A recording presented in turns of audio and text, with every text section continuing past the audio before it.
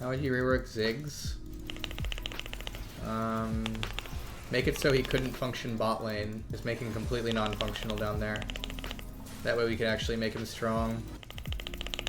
I'm of the opinion that being able to win in bot lane brings nothing but sorrow to mages. So it probably has something to do with actually like taking power out of his pushing and tower stuff. But mainly ZIGGS can't be buffed really ever, because whenever we buff him he takes over bot lane and then we have to nerf him again. So it's a situation where ZIGGS has to be like kind of tuned around lanes a lot of people don't tend to play him in.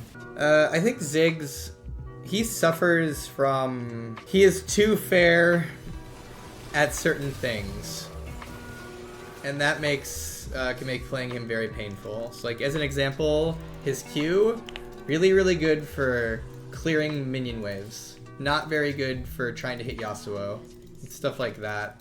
And so the things he's good at, I don't think are things that players would necessarily enjoy being good at in the long term. We've done a lot of things over the years that make him like, you know, he's really good at pushing waves and really good at pushing towers.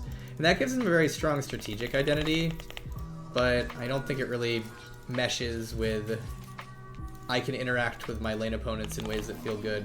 ZIGGS is fun and balanced. I think ZIGGS does cool things. Like, he's a fun in the abstract. The thing about him is... Here, let's compare him to... Or, let's put it this way. How do you feel on ZIGGS when your Q bounces over someone's head? A lot of times when a skill shot fails in ways that feel like wrong, it can feel like the character is wrong. And so ZIGGS, I think one of the things that he suffers from is often he'll throw these spells that feel like they miss when they're not supposed to, is maybe a way to say it. And then you'll look at a character and you'll be like, well, Lux would have hit that, or Syndra would have hit that. And so when you die to a Yasuo as ZIGGS, you're less likely to be like, oh, I could have outplayed that guy. And more likely to be like, oh, my Q just doesn't work against him.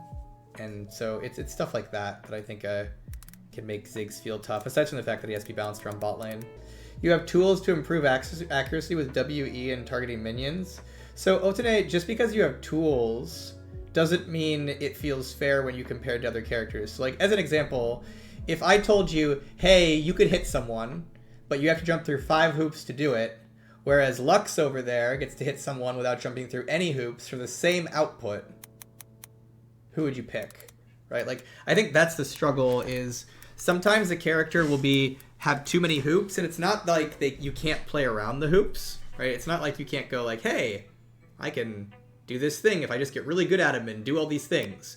But if the result of you doing extreme skill expression is the same result as another player, like doing something a lot more straightforward, it can feel like your character doesn't really function. I think this is something that Riven players are running into nowadays, where it feels often like you're a Riven main and you do all these really skillful things and you get really good at the character, and the result is you can't kill your lane opponent. And so, stuff like that. Valorant had this issue for a while until they buffed some of their duelists. Valorant, for a very long time, you could just play Jett and have a pretty easy time, despite the fact that Jett is skill expressive. Jett's a very skill expressive character. But like, you could play Jett and, you know, if you ever got in trouble, dash away and have a great time and be really strong. Or you could play Neon or Yoru and have to be really good at the game and really skillful, and the end result is you were weaker than Jett. And so, and they did some work recently to like kind of adjust some of the Valorant agents to compete with Jett more. And so you don't have to jump through as many hoops to be good on them, and if you do jump through those hoops, you'll get more power than you used to. And so it's kind of a thing where if you're asking someone to jump through hoops, they tend to need to be rewarded with power compared to their peers, or the hoops need to feel like more in their favor sometimes. And so yeah, that's generally my worry about a character like ZIGGS, is in modern League of Legends, especially in the mid lane, he tends to just feel like he's doing a lot of work to get not a lot of benefit compared to some of his peers. And we can't necessarily say buff him to improve that, because we have a very restricted like power level characters can be. You know, back when ZIGGS came out, there were mid laners who had like 56% win rates. Whereas nowadays, like, most characters in the game aren't really allowed to have win rates above 52%. And even if your win rate is supposed to be, say, 52, it's generally like, you know, if you're sitting at 50 or 51, you might, you know, not get buffed. And then, of course, on top of all that, we have to balance ZIGGS, as I've mentioned before, for bot lane, which makes it extra difficult for him. Because bot lane is a whole nother beast. So, I don't know. Maybe a question I would ask is, like, what if, as an example, he was worse at killing towers and clearing the wave, and his spells were a bit more reliable to, like, hit enemy champions? I don't know if that's actually good, though, because that might just make him even stronger of a bot laner. So, I don't know. What is Jinx's build? No Infinity Edge. She's got a Shieldbow. Not the best item for her. So, the item Shieldbow is kind of a trap, and items like it are traps. And the reason they're traps is not because they're necessarily bad, but if you are a squishy champion who is damage reliant, buying something that keeps you alive is only good if you're already winning.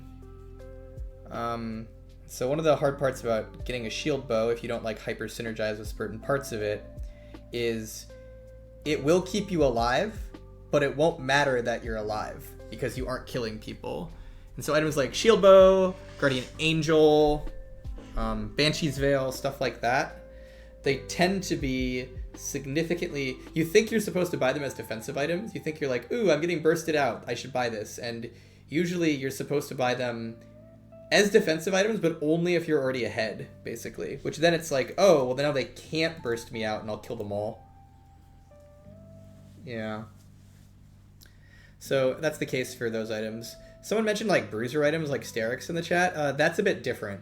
Bruisers, like, their power is partially built on their survivability. And so it's a lot different for a bruiser to build a defensive item than it is for a damage-reliant squishy class to build a defensive item. Squishy classes tend to have to prioritize damage pretty heavily compared to bruisers. Shieldbow is the only other viable crit item on Yone or Yasuo. Yeah, but Shieldbow on Yone and Yasuo, it's very good, but that's because melee characters gain power from survivability. It's very, very different for ranged champions who, like, are squishy. Yone and Yasuo, you're not trying to, like, keep a snowball going with something like Shieldbow, in the way that, like, if you're building Shieldbow on Jinx, you need to make sure your damage is there first, so then you can, like, never die, basically.